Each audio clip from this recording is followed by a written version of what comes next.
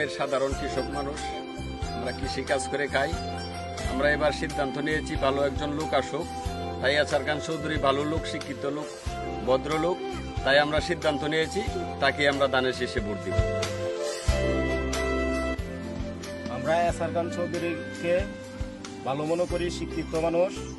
ওনাকে আমরা নান্দাইলের এমপি হিসাবে চাই, কারণ আমরা সাধারণ পাবলিক, আমরা কর্ম করে খাই, একটা গাড়ি চালায় খাই। গাড়ির 50 টাকা 20 টাকা ভাড়া লয়ে যায় নান্দাইল, 20 টাকা দেওয়া লাগে জিপি, 1200 টাকা দেওয়া লাগে লাইসেন্স।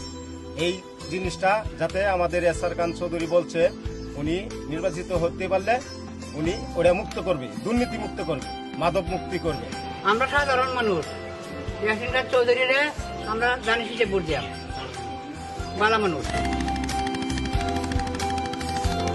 ইয়াসির খান খুব ভালো মানুষ, শিক্ষিত মানুষ, খুব ভদ্র মানুষ। ওনাকে দানের শীষে ভোট দিয়ে জয়যুক্ত করব। আমি একজন ইমাম, বিএনপি থেকে নান্দাইল উপজেলায় দানের শীষে মনোনয়ন পেয়েছেন জনাব মোহাম্মদ ইয়াসির খান চৌধুরী। উনি অত্যন্ত ভালো লোক এবং শিক্ষিত লোক। উনি আমাদের নান্দাইল উপজেলার আলেমুল আমাদেরকে অনেক ভালোবাসেন, আলেমুল আমাদের পক্ষে আছেন, ইনশাল্লাহ থাকবেন। আপনারা সকলে ইয়াসির খান চৌধুরীর পক্ষে কাজ করে উনাকে নান্দাইল উপজেলায় দানের শীষে জয়যুক্ত করুন।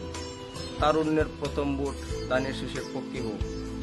আমরা নান্দাইলবাসী ছাত্র জনতা এইবার ইয়াসির খান চৌধুরী সাহেবকে দানের শীষে ভোট দিব।